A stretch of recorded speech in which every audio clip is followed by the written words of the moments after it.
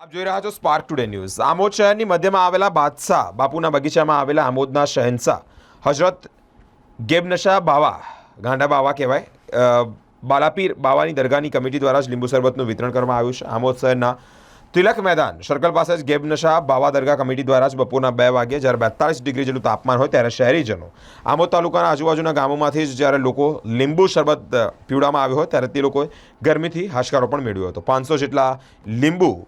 500 litre જેટલા લીંબુ શરબતનું વિતરણ કરવામાં આવ્યું છે ત્યારે તેઓને દુઆઓ પણ આપવામાં આવી છે। શહેનશાહ આમોદ ગેબનશાહ સરકાર કમિટી દ્વારા બાદશાહ બાપુ જંગ કમિટી દ્વારા આજે લીંબુ શરબતનું આયોજન કરવામાં આવેલ છે, જેમાં 400થી 500 લીટર લીંબુનું શરબતનું વિતરણ આજરોજ કરવામાં આવેલ છે।